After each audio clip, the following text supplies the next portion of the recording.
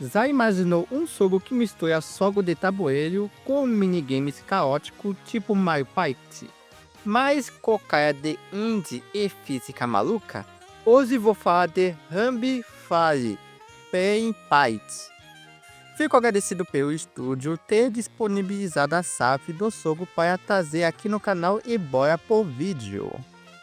Wi-Fi Pain Fight é um party game indie desenvolvido pela Silcio Studio e lançado oficialmente em 30 de janeiro de 2026 para as plataformas PC na Steam, Nintendo Switch, Xbox One, Xbox Series S, PlayStation 4 e PlayStation 5.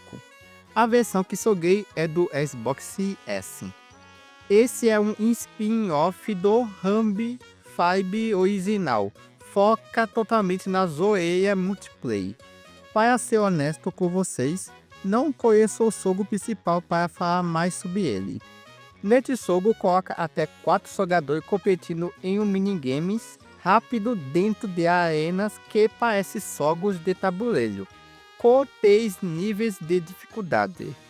São 16 minigames diferentes como corrida, equilíbrio, sabotagem e desafios caóticos. O jogo revisita o universo de fábula da lebre e da tartaruga, permitindo que os jogadores escolham entre esses dois personagens que pode ser personalizado, com uma grande variedade de fantasia e acessórios bem fofos que são inspirados na cultura pop. A premissa central é uma competição em arena de mesa, que mistura a sorte dos dados com a habilidade em mini-jogos.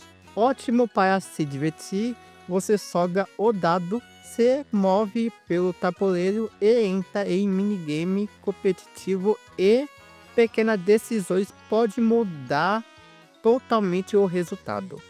No tabuleiro tem armadilhas que podem ajudar os jogadores ou dificultar no tabuleiro. Uma coisa que não é explicado, mas eu vou falar sobre o tabuleiro. Cada jogador representa uma cor e deve jogar o dado até chegar na rodada dos minigames, que são aleatórios. Às vezes pode repetir. Cada vitória nestes minigame vale pontos acumulativos no tabuleiro. E quando chega no final das 12 casas, dependendo do tabuleiro, ganha quem tiver mais pontos. Não importa se o jogador está na frente dos outros no tabuleiro, se for ruim nos minigames. Ao terminar cada minigame, os jogadores recebem diferentes pontos por cada colocação. Em primeiro lugar ganha 3 pontos, o segundo lugar ganha 2 pontos, o terceiro lugar ganha 1 ponto e quarto lugar ganha nada. Cada mini-jogos tem seu estilo e gosto para todos os tipos de jogadores. Os controles são simples e intuitivos, permitindo que qualquer pessoa, mesmo quem não é um game, participe sem uma curva de aprendizado complexa. Em poucos minutos, qualquer pessoa já consegue jogar sem a necessidade de tutoriais longos ou explicações complexas. Mesmo com as instruções ensinando sobre como jogar cada minigame, um ou outro acaba sendo confuso, e só jogando para conhecer bem. A jogabilidade dos minigames fica completamente clara depois de jogar cada um novamente. Os gráficos são cartunescos, muito parecidos com Borderlands, são vibrantes e festivos. Você escolhe entre o coelho ou a tartaruga, que também tem vários estilos diferentes. E gosto muito desse da múmia, o boneco de neve e também este que parece estar preparado para o perigo. Seria legal se tivesse a opção de fazer a personalização dos personagens escolhidos, a cor e tipo de roupa, mas isso não é possível, cada personagem já tem as suas skins já personalizadas. A trilha sonora é gostosa de ouvir, cada minigame e até a tela inicial tem sua música tema.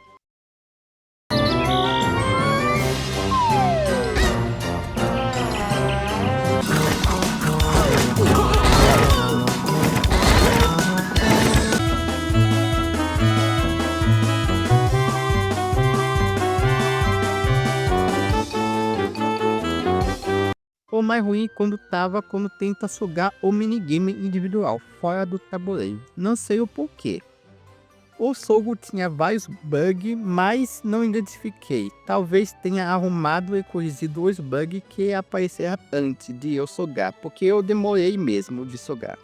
A IA dos bots é constantemente alternado entre competente e quebrada, dependendo do mini-jogo escolhido, com 3 níveis de dificuldade com diferente tabuleiro, que não muda muita coisa, mas tem seu estilo único. O jogo recebeu a nota 7 de 10 com a medalha legal. Ruby Fab Pi Pain é uma festa sem frescura onde 16 mini-jogos se desenrola em 3 arenas ao som de dado e risadas.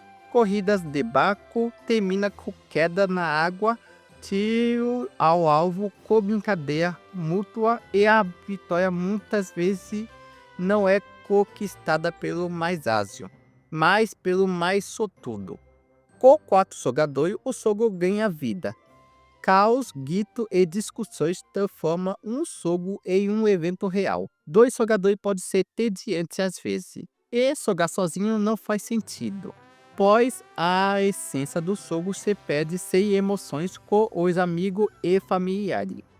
A desvantagem é que alguns minigames são muito curtos e você não tem tempo para piscar antes de precisar passar para o próximo. No entanto, com algumas horas de jogo com amigos, você não ficará entediado, a menos que a sua amizade precise ser restaurada após uma nova partida no jogo.